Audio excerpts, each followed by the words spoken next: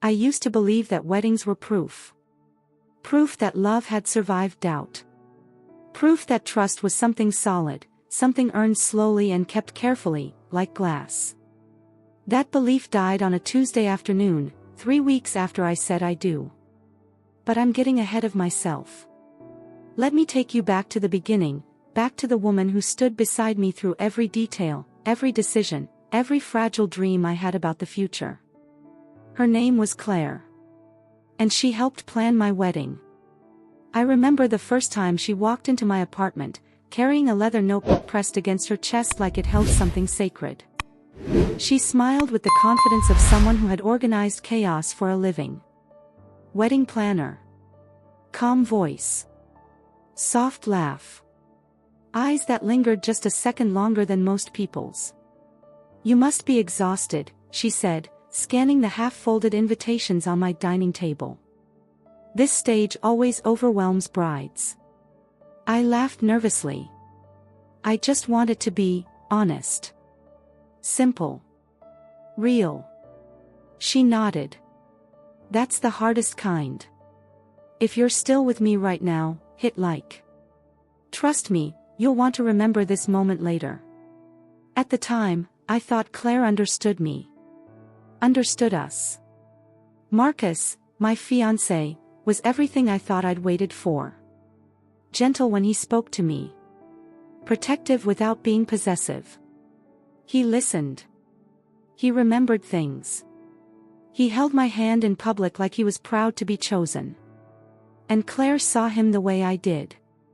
Or at least, that's what I believed. She joined our tastings, our venue visits, our long conversations about music and vows. She laughed at his jokes. Asked him thoughtful questions. Sometimes, I'd catch them talking quietly while I reviewed contracts or color palettes. I never questioned it. Why would I? She was helping me build the happiest day of my life. The first crack appeared during a dress fitting. Claire sat behind me, watching my reflection as the seamstress adjusted the waist. The room smelled like steamed fabric and roses.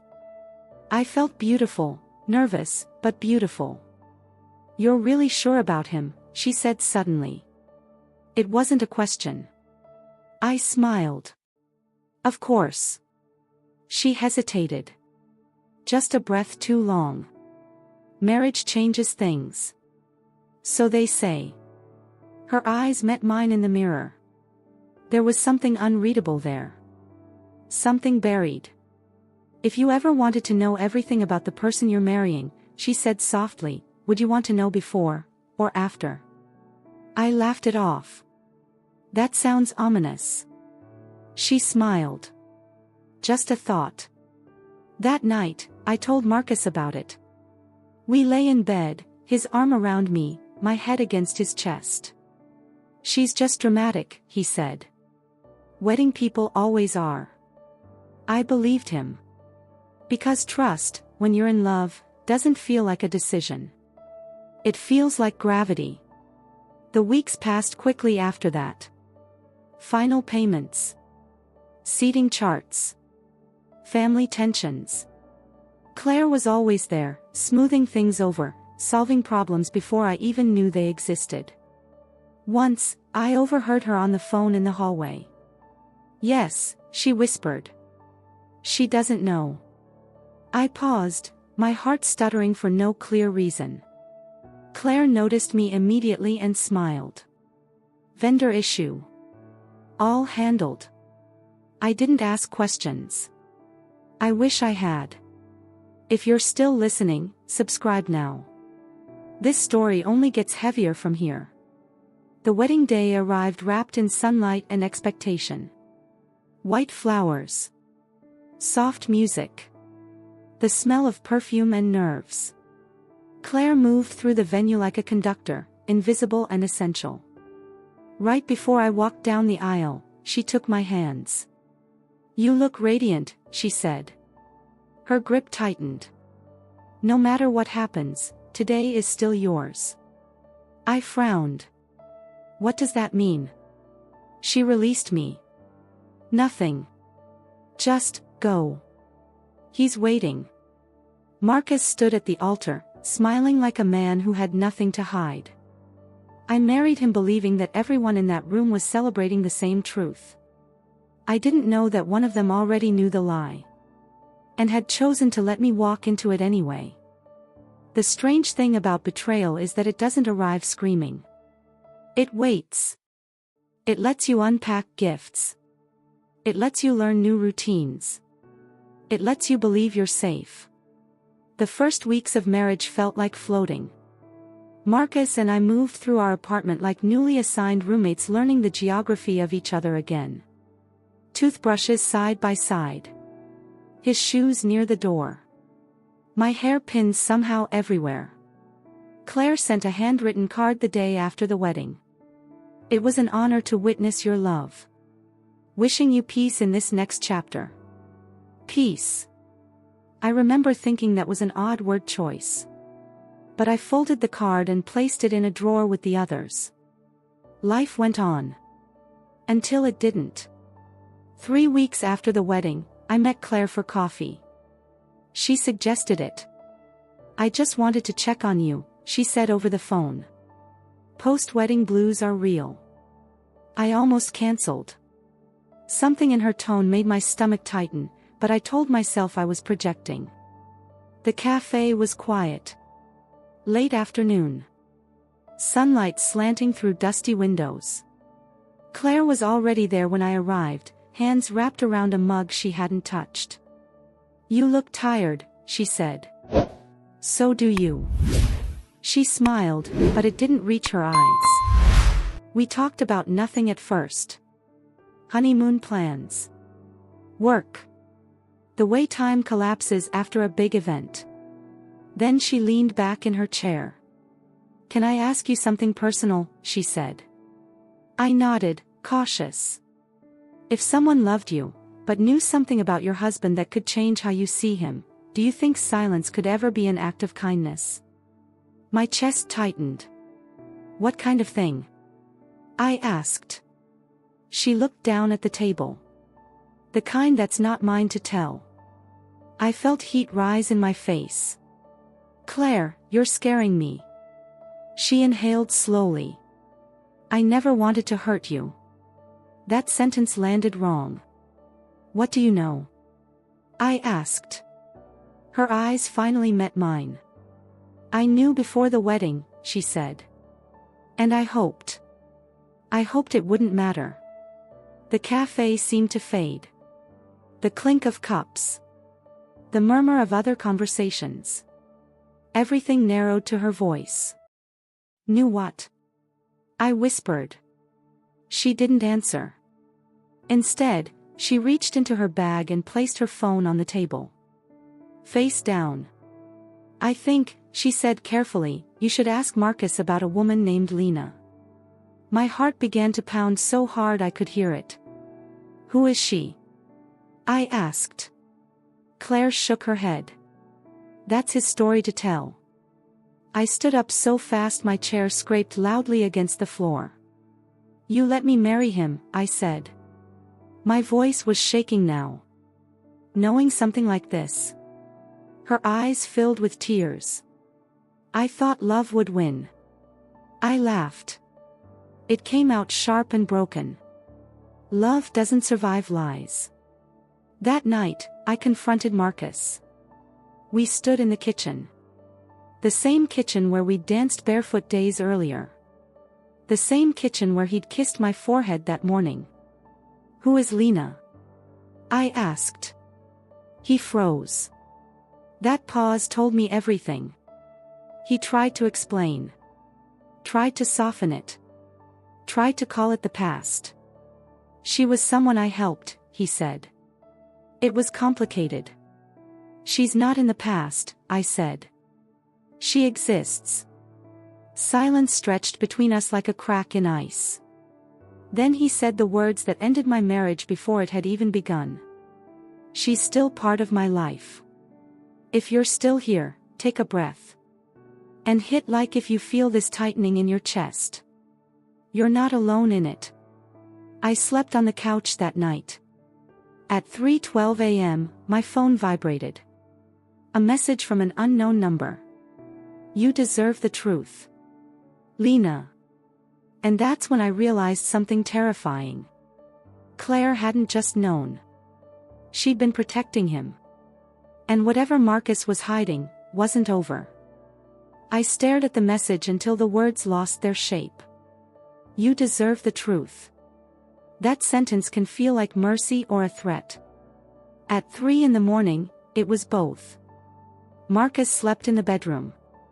I lay on the couch, staring at the ceiling fan as it rotated slowly, uselessly, like it was counting down to something I wasn't ready to face. I typed back. Who are you? The reply came instantly. Someone who tried to warn you. And someone Claire convinced to stay quiet. My hands went cold. So it was real. Not a misunderstanding. Not paranoia. A decision. A collaboration of silence. I didn't respond again. I couldn't. If I did, I knew I wouldn't be able to stop. The next morning, Marcus acted normal. Too normal. Coffee already made. A kiss on my cheek like muscle memory.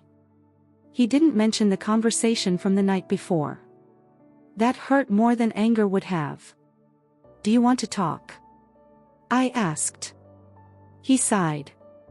There's nothing left to say right now. That was his way of ending it. By noon, I was at work pretending spreadsheets mattered more than the weight in my chest.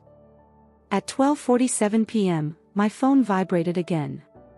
She knows where the documents are, the message read. Ask her about the folder marked Greenwood. My stomach twisted. I knew that name. Greenwood was the neighborhood where Marcus grew up. The place he rarely spoke about. The place he once told me he'd escaped. I left work early.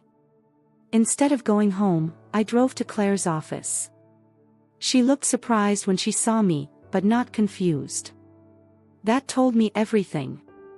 Please, I said. Don't lie to me anymore. She closed the door. The silence between us felt deliberate. There are things, she said carefully, that aren't illegal, but aren't ethical either. My heart pounded. About my husband. She nodded. About Lena, I said. Another nod. And about Greenwood. Her eyes flickered. Just once. I stepped closer. What did you help him hide? She swallowed. I helped him control the narrative. That sentence felt rehearsed. Lena was young when she met him, Claire continued. Vulnerable. He helped her financially. Emotionally. It wasn't an affair in the way people imagine. But it wasn't honest, I said. No. I laughed softly. Was she underage? Claire's head snapped up. No. But she was dependent. That word lingered in the air. She signed documents, Claire went on. NDAs. Settlements. Marcus wanted closure before marrying you. And you helped, I said. I told myself I was protecting everyone. My voice shook. You protected him. Claire didn't deny it. Where is the folder? I asked.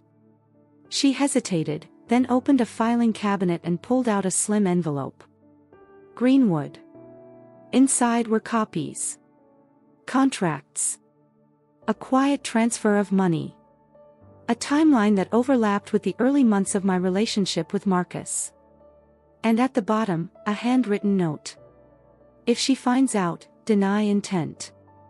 I felt something inside me shift. Harden. You knew, I whispered. And you let me stand there in white. Tears slid down Claire's face. I thought if you loved him enough. Love isn't consent, I said. I walked out with the envelope. That evening, I finally responded to Lena. I know about Greenwood. I'm ready to listen. Her reply came slower this time. Then meet me tomorrow. And bring the truth with you. If you're still with me, subscribe now. Because from this point on, nothing stays buried. I didn't tell Marcus where I was going. I told him I needed space. He nodded like a man who had rehearsed that moment in advance. Lena chose the location. A public park on the edge of the city. Too open for secrets, too quiet for comfort. Late afternoon light filtered through tall trees, casting long shadows that moved like they were alive. She sat on a bench near the pond, her back straight, hands folded in her lap. She looked younger than I expected. Not fragile. Just unfinished. Like someone who'd been forced to grow up in the wrong order. You brought it, she said, eyes flicking to the envelope in my hand. Yes. She exhaled slowly. Good. Because I'm tired of being the only one who remembers. I sat beside her, careful to leave space between us. I never meant to be part of your marriage, she said. I tried to end it before the wedding. I looked at her. Then why didn't you tell me? She laughed softly. Because Claire convinced me you wouldn't believe me. That hurt more than it should have. He said you were his fresh start, Lena continued. That marrying you would make him better. My jaw tightened. He always needs a witness, she said. Someone to validate the version of himself he wants to keep. The water rippled in front of us. What do you want now? I asked. She turned to me fully. I want my name back. I frowned. They made me sign away my story, she said. They paid for my silence. But they didn't erase what happened. She gestured to the envelope. Those documents are leverage. But they're not the truth. I swallowed. Then tell me. And she did. She told me about Greenwood. About Marcus's family. About the way he learned early how to control outcomes instead of emotions. About how he offered help that slowly turned into obligation. I didn't realize I was trapped until everything I had depended on him, she said. Money. Housing. Stability. I clenched my hands. And Claire? She was his contingency, Lena said. Always nearby. Always cleaning up. I thought of the wedding day. Her grip on my hands. No matter what happens. She told me if I stayed quiet, Lena said, he'd let me go clean. Did he? Lena shook her head. He never does. I stood up, my legs unsteady. I married a man I don't recognize, I said. No, Lena replied gently. You married the version he performs best. The sun dipped lower. What happens if I expose him? I asked. She looked at me with something like pity. He'll deny everything. He'll call you emotional. Unstable. He'll use Claire to back him up. And you? She met my gaze. I'll tell the truth. Even if it costs me. I handed her the envelope. Then we do it together, I said. She hesitated. You're sure?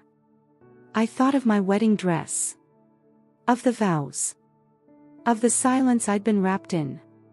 Yes. As I walked back to my car, my phone buzzed. A message from Marcus. We need to talk. Claire told me you took something. My heart pounded. The game had shifted. And he knew it. If this is hitting you, leave a comment. I want to know, would you confront him, or disappear first? Marcus was already home when I arrived. That alone told me Claire had warned him early. He stood in the living room, arms crossed, jaw tight. Not angry. Calculating. The version of him that measured words instead of feelings. You went to see her, he said. I didn't take off my coat. Yes. He nodded slowly. I wish you hadn't. That sentence wasn't concern. It was ownership. You don't get to manage this anymore, I said. He sighed, like I was exhausting him. You're letting yourself be manipulated. By who? I asked. The woman you paid to disappear. His eyes hardened. I helped her, he said. She agreed to terms. You bought her silence, I said. And Claire helped you package it. He stepped closer. You're my wife. We're supposed to be on the same side. That word, wife, felt like a trap. You let me marry you under false pretenses, I said. He shook his head. I didn't lie. I just didn't volunteer information that no longer mattered. That's not how consent works. His voice dropped. You're overreacting. There it was. The first step. Gaslight. Minimize. Redirect. I know about Greenwood, I said. About the documents. About the note. He froze. Just for a second. Then he smiled. I wondered how long it would take, he said. My stomach dropped. You planned for this? I asked. Of course, he said calmly. I planned for every outcome. That was the moment fear replaced heartbreak. You think you have leverage, he continued. But all you have are copies. I have lawyers. I have Claire. And I have a narrative. You don't have me, I said. He tilted his head. You're emotional. You just got married. If you go public, people will wonder what kind of woman destroys her own marriage this fast. I felt my chest tighten. Claire will say I tried to stop you, he added. That I warned you. That you insisted. My hands trembled, but my voice didn't. You used us, I said. Both of us. He stepped back, suddenly gentle. I loved you the best way I knew how. That sentence almost broke me. Almost. I want a divorce, I said. He stared at me, assessing damage. That would be unfortunate, he said. For you. I walked past him. That night, I didn't sleep. At 2:06 a.m., Lena sent me a voice note. I found something, she said. Something he never intended for anyone to see. My heart raced. What? I typed back. A second folder, she replied. Not Greenwood. Then what? A pause. My name. And yours. I stared at the screen. If you're still here, subscribe. Because this isn't just about what he did. It's about what he was still planning. I didn't go back to bed. I sat on the floor of the guest bathroom, the door locked, my back against the tub, staring at my phone like it might bite me. A file with my name. That meant premeditation. That meant I was never just his wife. I was an asset. A future problem already anticipated. I typed with shaking fingers. Where did you find it?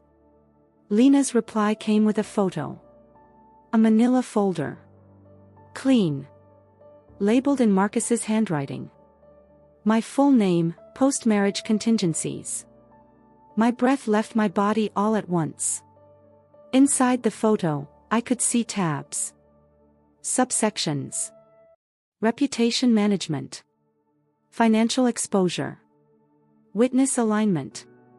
Witness. Claire. I covered my mouth to keep from making a sound. He planned my exit before I even entered, I whispered to myself. Another message arrived. There are notes about you, Lena wrote. Things he observed. Weak points. Stress triggers. I felt sick. He wrote that you're idealistic. Conflict averse. That you trust women easily. My throat burned. I remembered Claire's smile. Her questions. Her pauses. He expected you to leave quietly, Lena continued. With dignity. With shame. I stood up slowly. Something in me shifted. Not into rage. Into clarity. I wasn't hysterical. I wasn't heartbroken. I was awake. Send me everything, I typed. There was a long pause before her reply. If we do this, she wrote, there's no undoing it. I stared at my reflection in the mirror. The woman looking back at me wasn't the bride from 3 weeks ago. Good, I whispered. The next morning, Marcus acted like nothing had changed. That scared me more than anger would have.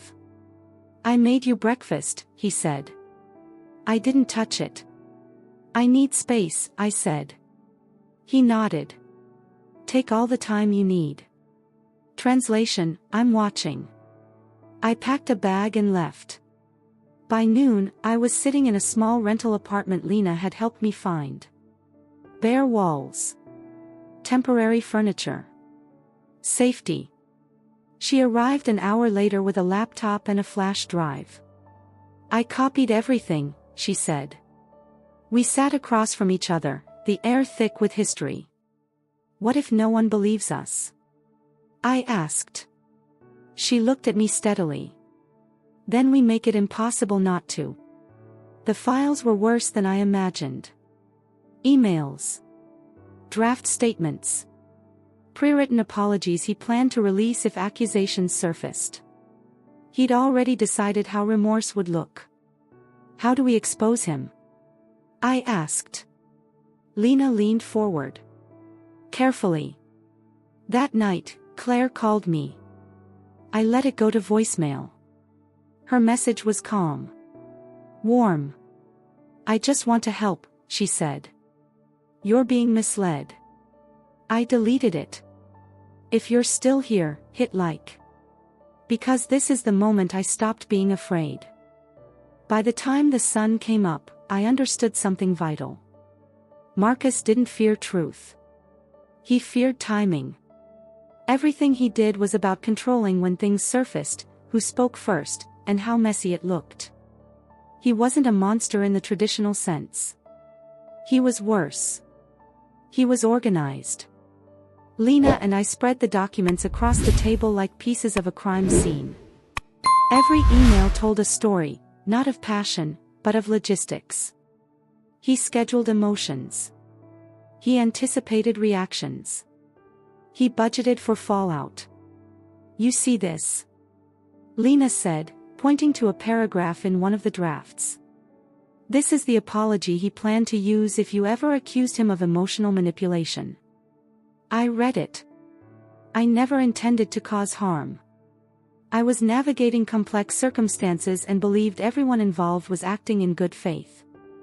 I felt my stomach turn. He practiced remorse, I said. She nodded. So it would sound natural.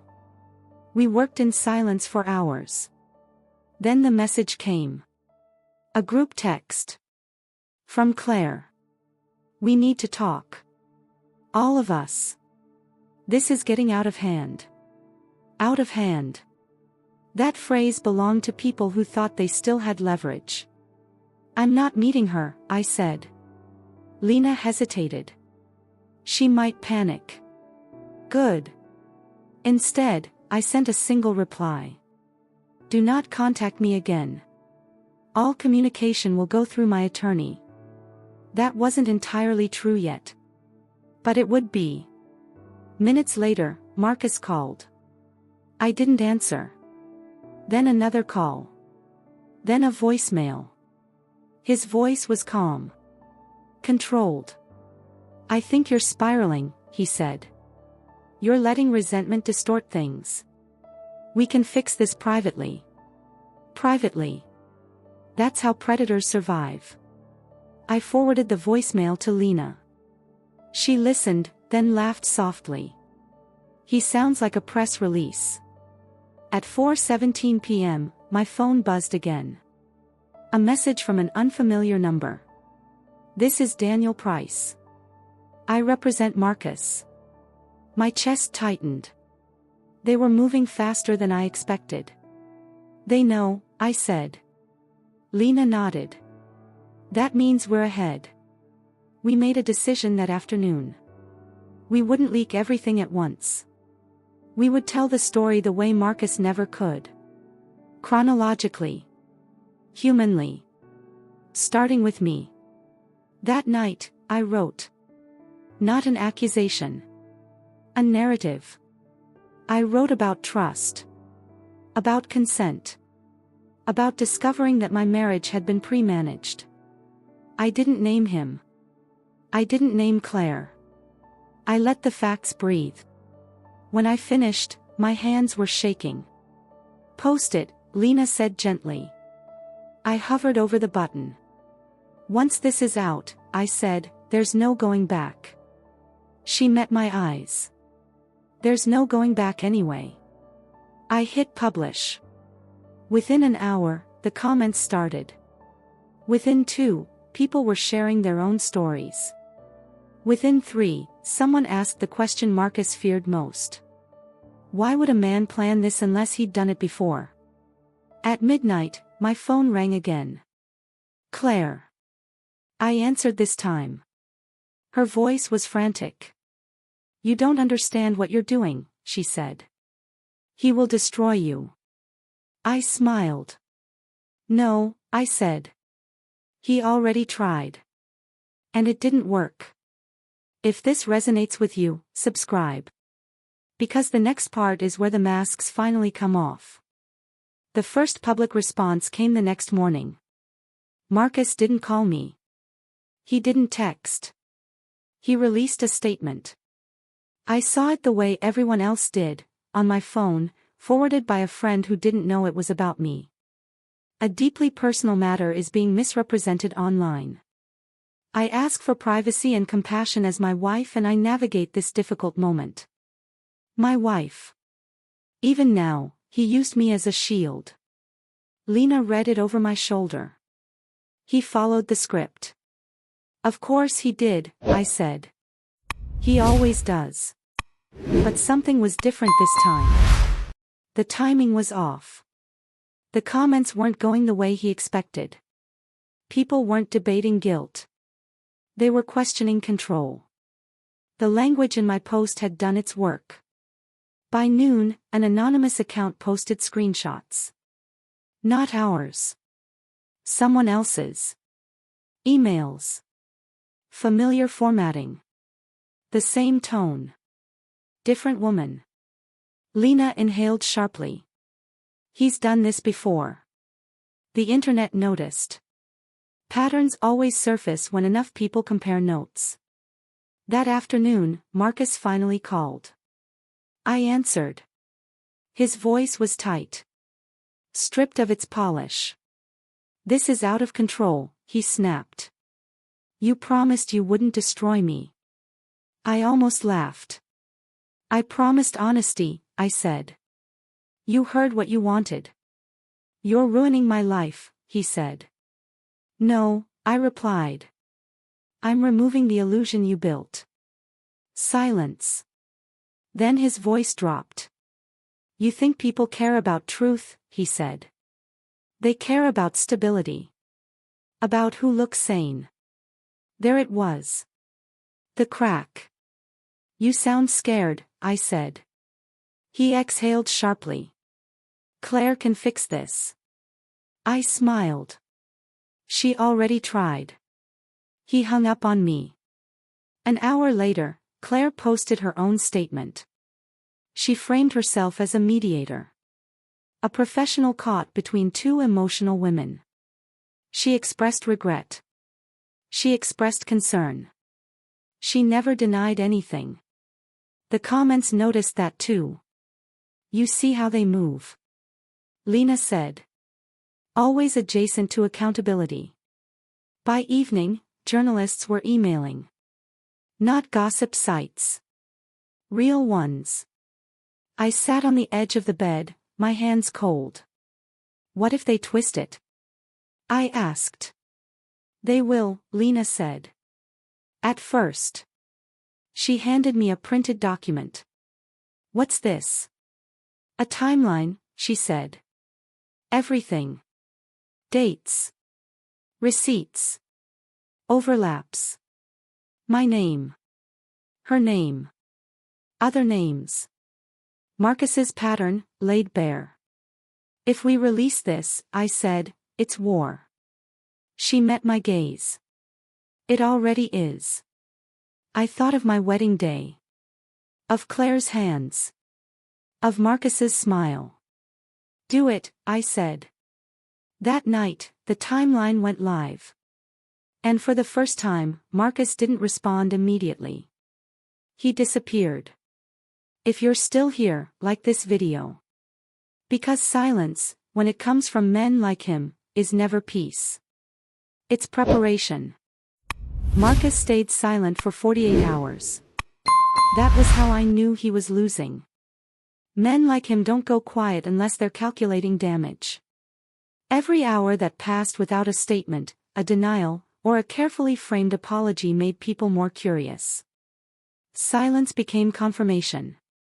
I didn't celebrate. I waited. The first crack came from someone unexpected. Claire. She called Lena first. I need to talk, she said. Off the record. Lena put the call on speaker. Claire sounded tired. Not panicked, exposed. You've turned this into something bigger than it ever was, she said. Lena's voice was calm. No. We just stopped shrinking it. There was a pause. He's going to sacrifice someone, Claire said quietly. My stomach tightened. Who? Another pause. Me, she admitted. Or you. And he won't hesitate. That was the closest she'd come to the truth. What do you want? I asked.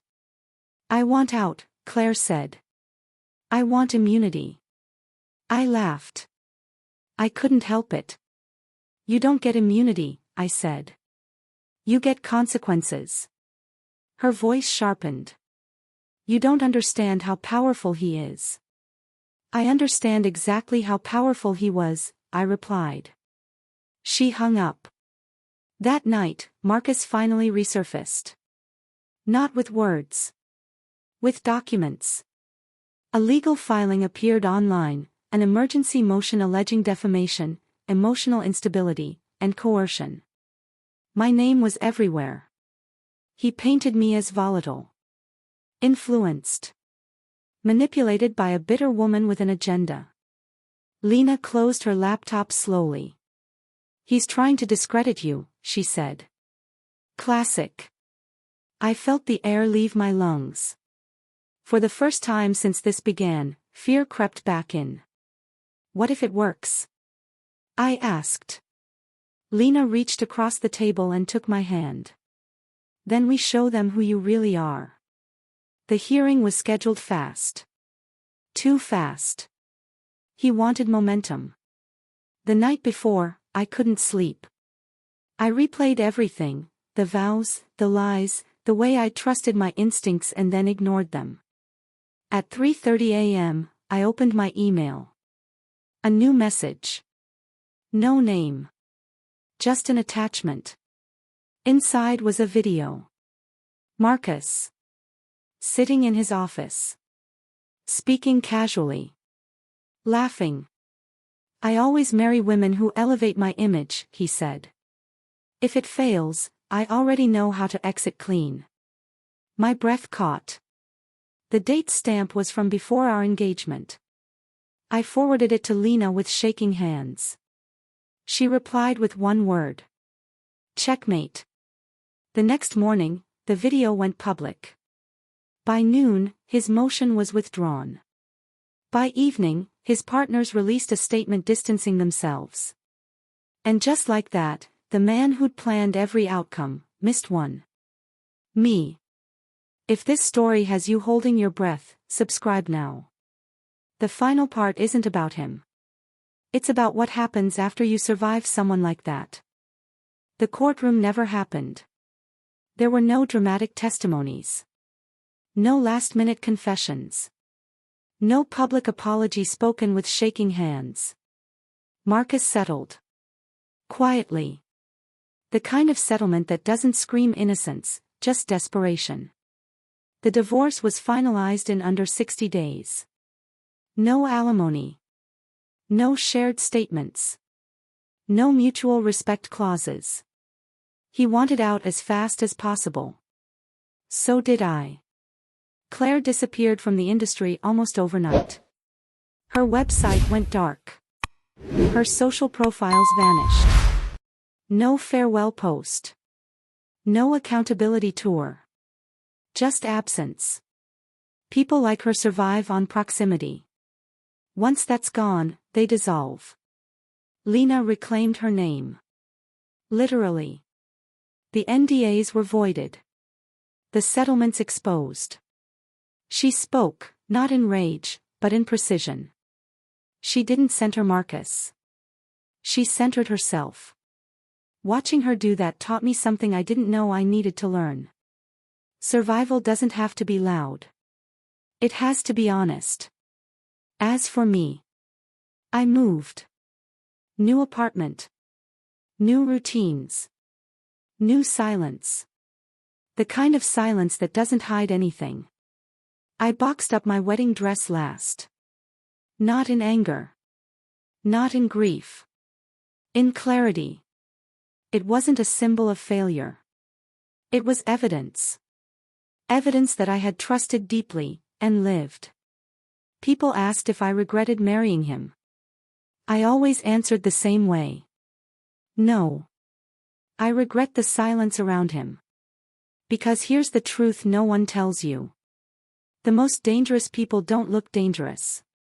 They look prepared. They look supportive. They help plan your future while quietly planning your exit. If this story felt familiar, that's not an accident. And if it felt heavy, leave a comment. Tell me where you're listening from. Tell me if you've ever ignored a pause that was trying to warn you. Before I go, subscribe. Like this video. Share it with someone who needs to hear it.